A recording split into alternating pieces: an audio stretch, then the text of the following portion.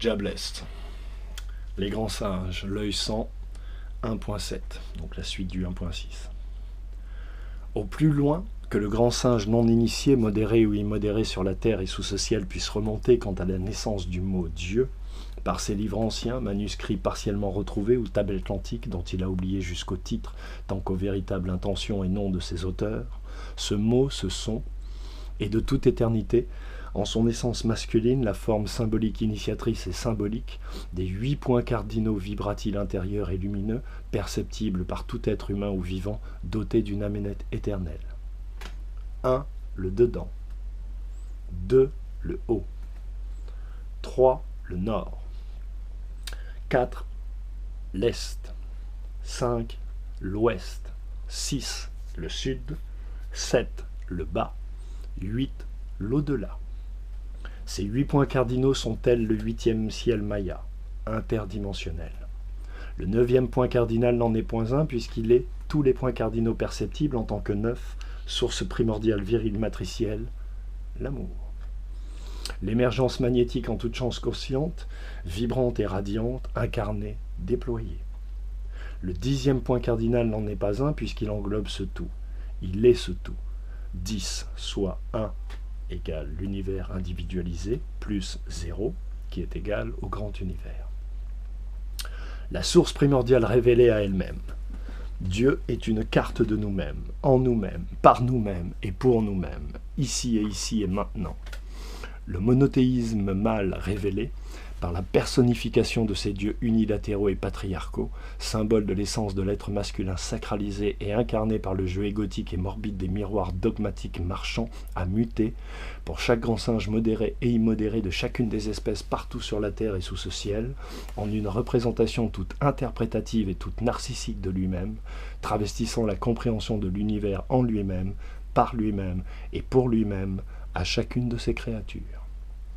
À chaque esprit créateur, chaque intelligence instantanée et créatrice, tous les cœurs.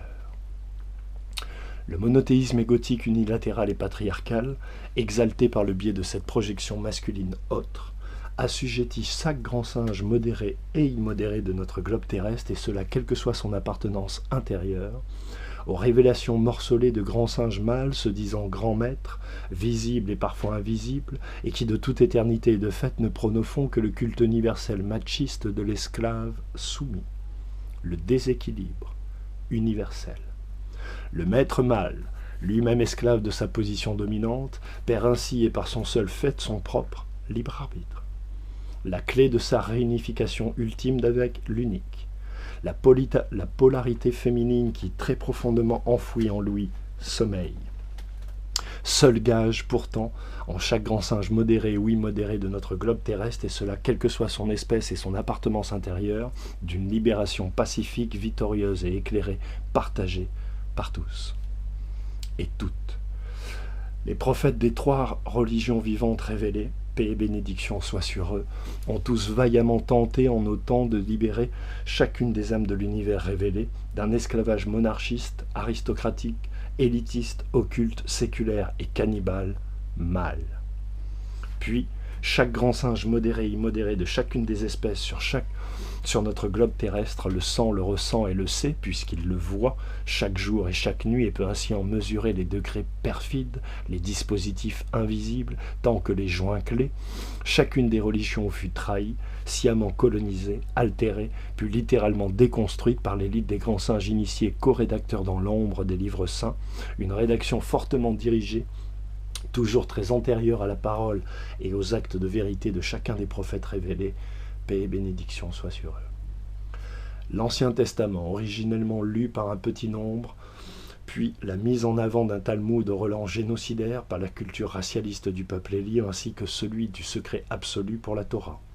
Le Nouveau Testament expurgé par Constantin, puis par le concile de 553 après Jésus-Christ du pape Vigile et de l'empereur Justinien, des textes et parties relatives au concept de réincarnation, tant que par le Vatican II, pour la Sainte Bible.